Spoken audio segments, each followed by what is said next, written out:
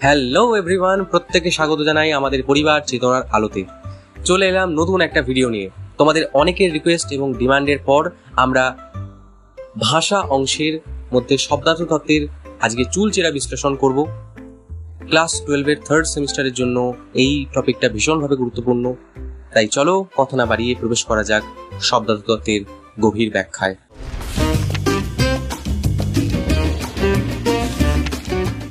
আজকে আমরা শিখব এমন একটা মজার টপিক যেটা আমাদের দৈনন্দিন জীবনে প্রচুর পরিমাণে আমরা ব্যবহার করে থাকি এবং যেটা খুবই ইন্টারেস্টিং।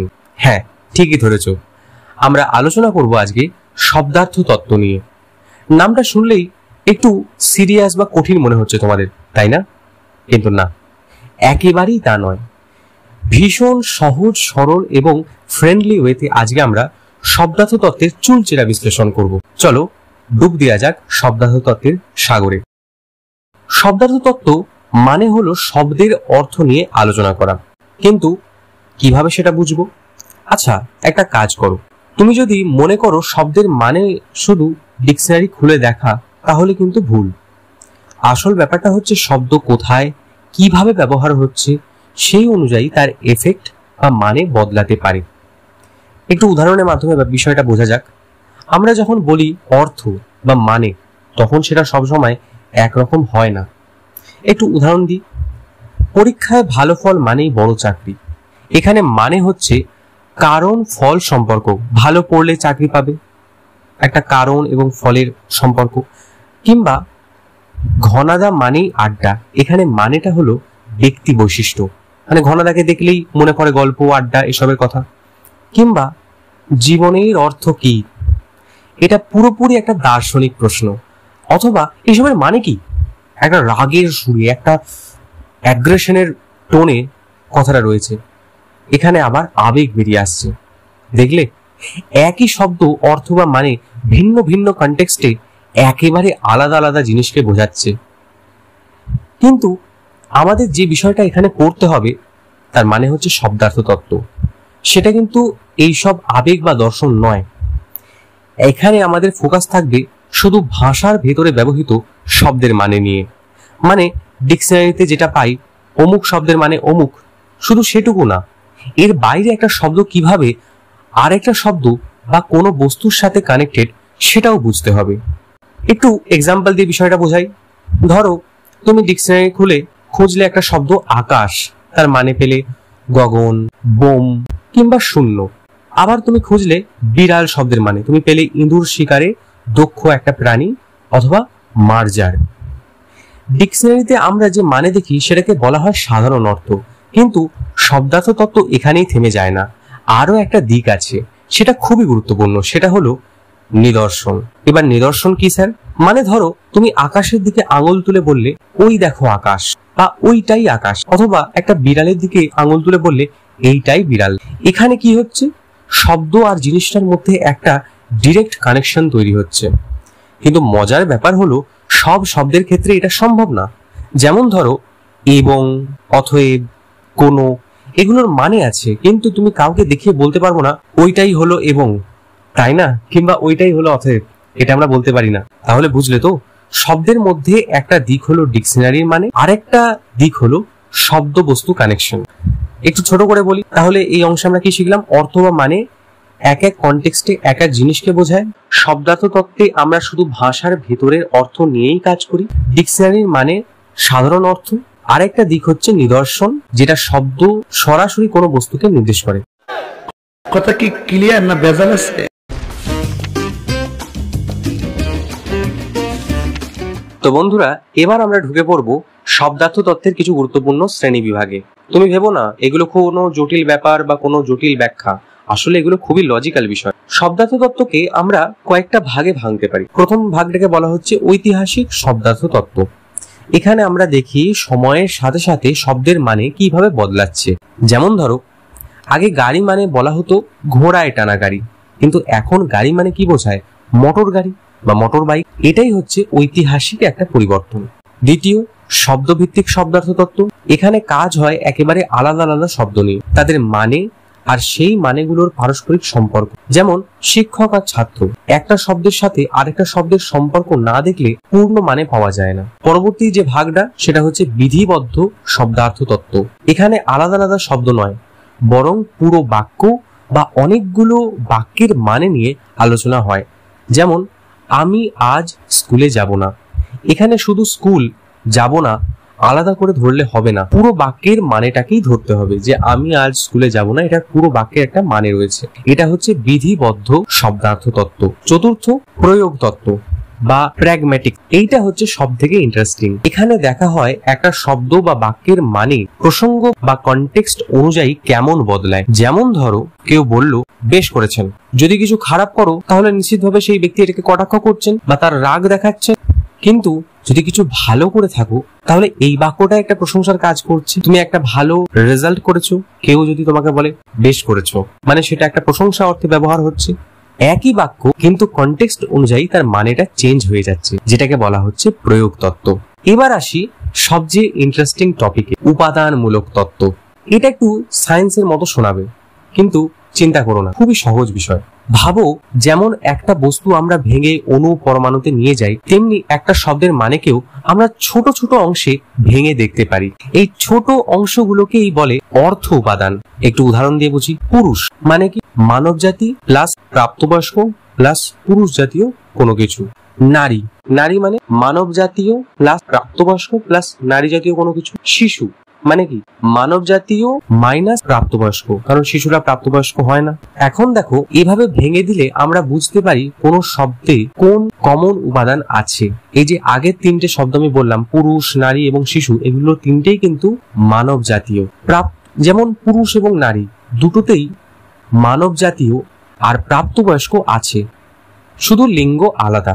আবার শিশুর সাথে প্রাপ্তবয়স্কের মিল নেই, কিন্তু মানব জাতীয়র এটার মিল আছে, কারণ শিশু একটা মানব জাতীয় বিষয় যদি মানুষের সন্তান হয়। মানে এই তত্ত্ব আমাদের সাহায্য করে শব্দগুলোকে ক্যাটাগরিতে ভাগ করতে। তবে হ্যাঁ বস, এর কিছু একটা লিমিটেশন তো থাকবেই। তবে একটা কথা মাথায় রেখো, সব শব্দের মানে এভাবে ভেঙে বোঝানো যায় না।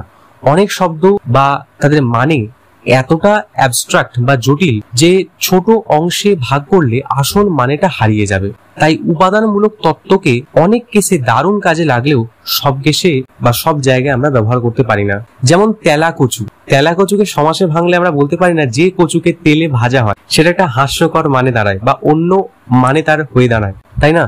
তাই এই অংশটাতে আমরা কি কি দেখলাম না, শব্দার্থ তত্ত্বের 4টে প্রধান শ্রেণী বিভাগ, তারপর এলাম উপাদানমূলক তত্ত্বে যেটা শব্দের মানে ছোট ছোট অংশে ভেঙে বোঝাতে সাহায্য করে, আর শেষে বুঝলাম সবকিছুর একটা লিমিটেশন আছে। কথা কি ক্লিয়ার না ভেজাল আছে?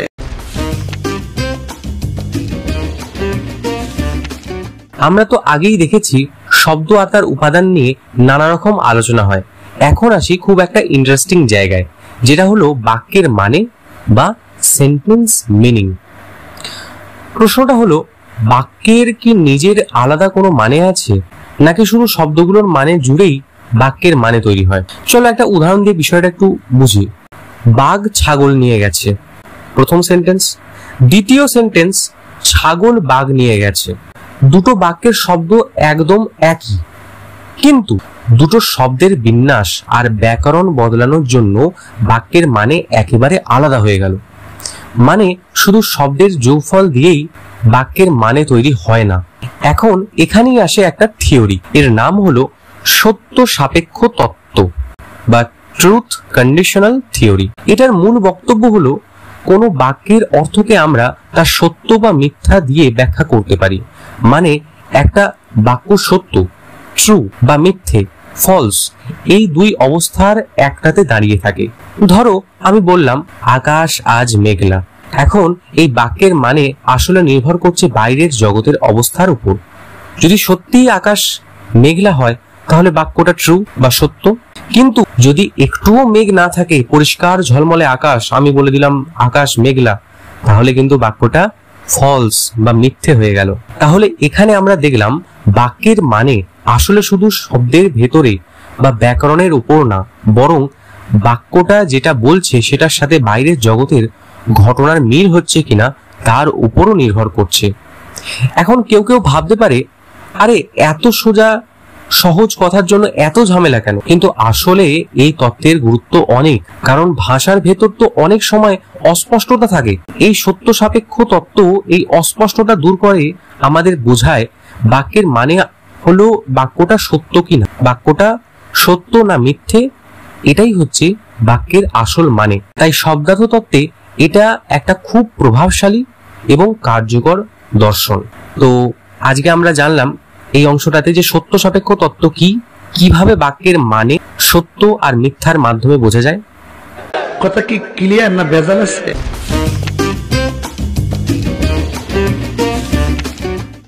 এবার আমরা আলোচনা করব বিষয়মূলক তত্ত্ব আর তার সাথে সম্পর্কিত কিছু গুরুত্বপূর্ণ ধারণা, যেমন সমার্থকতা, বিপরীতার্থকতা এবং ব্যাপকার্থকতা, এই সমস্ত কিছু নিয়ে।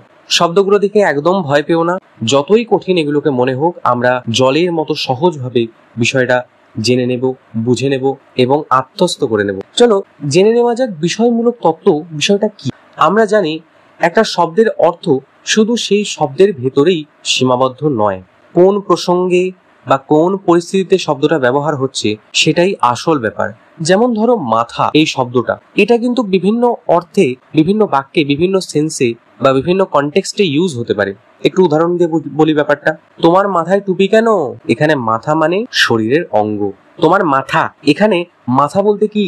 এখানে মাথা বলতে রাগ বা বিস্ময় প্রকাশ করতে বলা হয়েছে, একটা রাগ বোঝাচ্ছে বা একটা বিস্ময় বোঝাচ্ছে তোমার মাথা। কিংবা খ্যাতিতে তোমার মাথা ঘুরে গেছে, এখানে মাথা মানে অহংকার। কিংবা ধরো মাথা খাটাও মানে বুদ্ধির ব্যবহার করো, কিংবা ওর একটু মাথা মোটা মানে এখানে কম বুদ্ধিমান ব্যক্তিকে বোঝানো হচ্ছে। তাহলে দেখলে তো একটা শব্দকেই কত রকম কনটেক্সটে ব্যবহার করা হচ্ছে, একই শব্দ কিন্তু ভিন্ন ভিন্ন প্রসঙ্গে মানে একদম বদলে গেছে। এই জন্যই বিষয়মূলক তত্ত্ব বলে শব্দের আসল অর্থ হলো তার প্রসঙ্গ আর সামাজিক পরিবেশকে মাথায় রেখে সেটাকে বিশ্লেষণ করা। ভাষা শুধু শব্দ বা ব্যাকরণের মধ্যে সীমাবদ্ধ নয়, ভাষা একটা কাজ, একটা সামাজিক প্রক্রিয়া। তোমার বলার ভঙ্গি, আবেগ, এমনকি তোমার অবস্থান সবকিছু মিলিয়েই তৈরি হয় একটা পরিপূর্ণ অর্থ। এবার আসি সমার্থকতা প্রসঙ্গে। সমার্থক শব্দ মানে যেগুলোর অর্থ কাছাকাছি, মানে দুটো একটা শব্দের অর্থ তার কাছাকাছি একটা শব্দকে আমরা সমার্থক শব্দ বলে থাকি। যেমন ঘোড়া, ঘোড়ার সমার্থক শব্দ কি? অশ্ব বা ঘোটক। কিংবা মা, মা শব্দের সমার্থক শব্দ জননী বা মাতা। নদী, তার সমার্থক শব্দ তটিনী বা তরঙ্গিনী। সূর্য, তার সমার্থক শব্দ রবি। কিন্তু খেয়াল রাখতে হবে দুটি শব্দের মানে কখনো পুরোপুরি এক হয় না। যেমন অপূর্ব, আশ্চর্য, অদ্ভুত, এই তিনটি শব্দের মানে কিন্তু আলাদা আলাদা রকম ভাবে ব্যবহার করা যায়। এই তো অপূর্ব ব্যাপার, এখানে প্রশংসা বোঝাচ্ছি, এই তো অপূর্ব ব্যাপার। আবার একটা বাক্য বলি, এ তো আশ্চর্য ব্যাপার, একটু বিরক্তির সুরও কিন্তু এখানে থাকতে পারে। এ তো আশ্চর্য ব্যাপার, একটা বিরক্তি থাকতে পারে। কিংবা এ তো অদ্ভুত ব্যাপার, একদম বিস্ময় একটা আবেগকে এখানে বোঝাচ্ছি। এ তো অদ্ভুত ব্যাপার, একটা বিস্ময়, একটা আবেগ, একটা সারপ্রাইজিং ইন্টেনশন এখানে বোঝাচ্ছে। অর্থাৎ সমার্থক শব্দ হলেও ব্যবহারের জায়গায় পার্থক্য থাকবে, এটাই স্বাভাবিক কথা। এবার বলি বিপরীতার্থকতা বা অ্যান্টোনিমি। যে শব্দগুলোর মানে একেবারে বিপরীত সেগুলোকে বিপরীতার্থক শব্দ বলা হয়। যেমন ভালো শব্দের বিপরীত মন্দ, সুখের বিপরীত দুঃখ, আলোর বিপরীত আঁধার, অগ্রজ মানে যার আগে জন্ম হয়েছে তার বিপরীত অনুজ, যার পরে জন্ম হয়েছে। এবার অনেক সময় নেতিবাচক উপসর্গ বসিয়ে বিপরীতার্থক শব্দ তৈরি করা হয়। যেমন ইচ্ছুক, আমরা ইচ্ছুকের আগে অ শব্দটা বসাবো, অ উপসর্গ, তাহলে সেটা হয়ে যাবে অনিচ্ছুক। শান্তি, তার আগে অ শব্দটা বসালে কি হয়? উপসর্গটা বসালে অশান্তি। সঠিক, বেঠিক, এইগুলো হচ্ছে নেতিবাচক উপসর্গ ওই শব্দের আগে বসিয়ে একটা বিপরীতার্থক শব্দ তৈরি করা। এবার আসছে ব্যাপকার্থকতা। এটা তখন ঘটে যখন একটা বড় অর্থের মধ্যে ছোট ছোট শব্দের মানে ঢুকে যায়। যেমন আসবাবপত্র। আসবাবপত্র বলতে তো শুধু একটা শব্দকে বোঝায় না। আসবাবপত্রের মধ্যে টেবিল, চেয়ার, খাট, আলমারি অনেক কিছুই থাকতে পারে। ফুল, ফুল বলতে তো শুধু গোলাপ ফুলকে বোঝায় না। ফুল বলতে গোলাপ, জুঁই, পদ্ম বা আরো বিভিন্ন ধরনের ফুলকে বোঝায়। ফল, ফল বলতে তো শুধু কোনো বিশেষ ফলকে বোঝায় না। ফল বলতে আম, জাম, পেয়ারা, কলা, তরমুজ অনেক কিছুই হতে পারে। আবার পাখি, পাখি বলতে বিভিন্ন রকমের পাখি হতে পারে, মানে কাকাতুয়া, টিয়া, ময়না প্রভৃতি পাখির কথা বলা হতে পারে। এখানে এই যে বাঁ দিকের শব্দগুলো তুমি দেখছো, আসবাবপত্র, ফুল, ফল, এগুলো হচ্ছে অধিনাম মানে বড় ক্যাটাগরি। আর ডান দিকের শব্দগুলো হচ্ছে উপনাম। যেমন গোলাপ, জুঁই, পদ্ম, আম, জাম, পেয়ারা, টেবিল, চেয়ার, খাট, আলমারি, এগুলো হচ্ছে উপনাম মানে ছোট ছোট ক্যাটাগরি। তাহলে বিষয়টা আমরা একটু সংক্ষেপে বুঝে নেব। বিষয়মূলক তত্ত্ব বলে শব্দের আসল মানে প্রসঙ্গ নির্ভর কোন কনটেক্সটে ইউজ করা হচ্ছে। সমার্থকতা মানে কাছাকাছি অর্থের শব্দ, তবে সবসময় হুবহু একই নয়, একই হবে এমনটা নয়। বিপরীতার্থকতা মানে হচ্ছে বিপরীত অর্থ, আর ব্যাপকার্থকতা মানে বড় অর্থের মধ্যে ছোট ছোট অর্থের অন্তর্ভুক্তি। কথা কি ক্লিয়ার না ভেজাল আছে?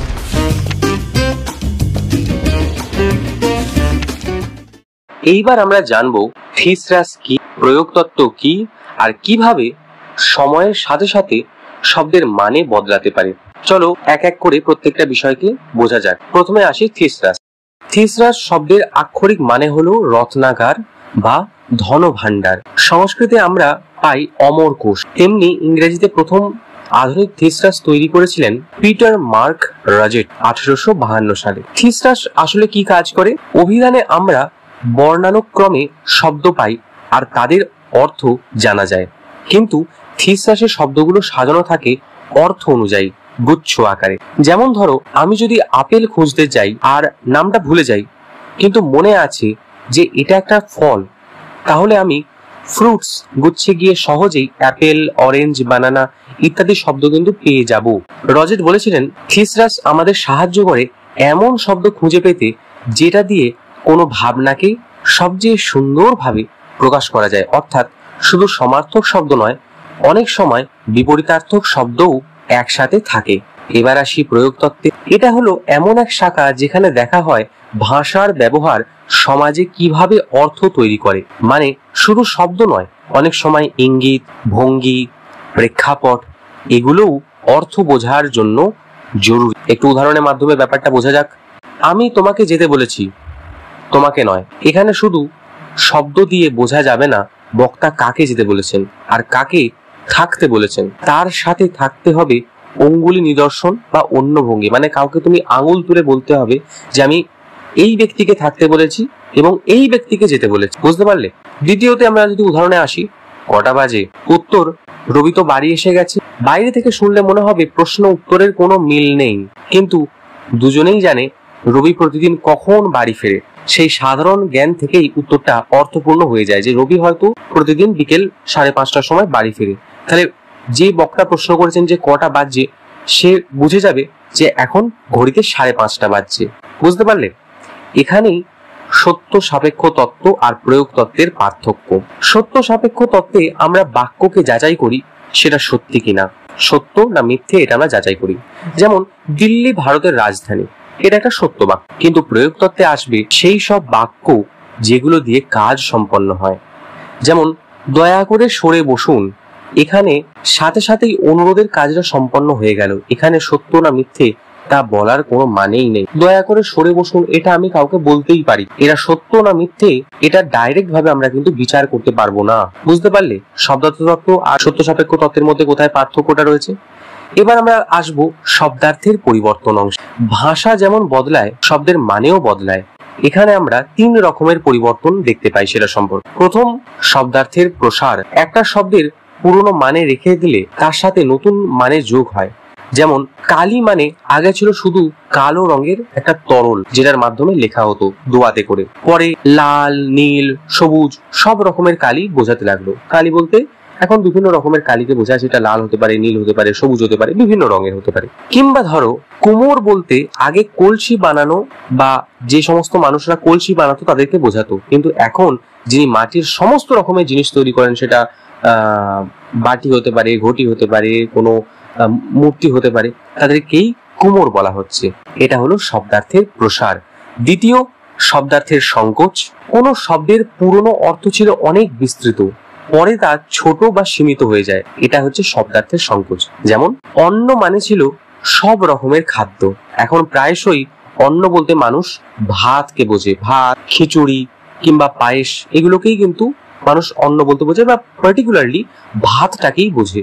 কিংবা ধরো মৃগ, মৃগ মানে ছিল আগে সব বন্য প্রাণী, কিন্তু এখন সেটা সংকুচিত হয়ে গেছে এবং এখন মৃগ বলতে শুধুমাত্র হরিণকে বোঝায়। আবার কারো যেন মাথায় এটাতে সালমান খানের নামটা যেন না আসে, শুধু হরিণের কথা বলেছি কিন্তু। তৃতীয়, শব্দার্থের রূপান্তর। এখানে একেবারে নতুন মানে এসে দাঁড়ায়, যেটার সাথে পুরনো মানের কোনো রকম যোগসূত্র বা ঠায় ঠিকানা খুঁজে পাওয়া যায় না বা খোঁজা কঠিন হয়ে যায়। সেটা হলো শব্দার্থের রূপান্তর। যেমন কলম মানে ছিল আগে খাগ বা স্বর, কিন্তু এখন কলম মানে লেখনী।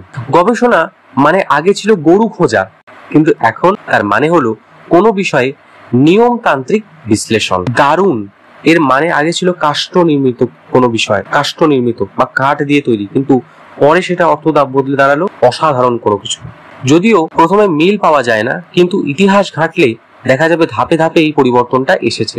তা এই অংশটাতে আমরা কি জানলাম? থিসরাস মানে শুধু সমার্থক শব্দের তালিকা নয়, বরং অর্থ অনুযায়ী সাজানো এক রত্নাগার। প্রয়োগ তত্ত্বে ভাষা ছাড়াও ইঙ্গিত, প্রেক্ষাপট ইত্যাদি বিষয় দিয়ে অর্থ তৈরি হয়, আর সময়ের সাথে সাথে শব্দের মানে প্রসারিত, সংকুচিত বা রূপান্তরিত হয়। কথা কি ক্লিয়ার না ভেজাল আছে?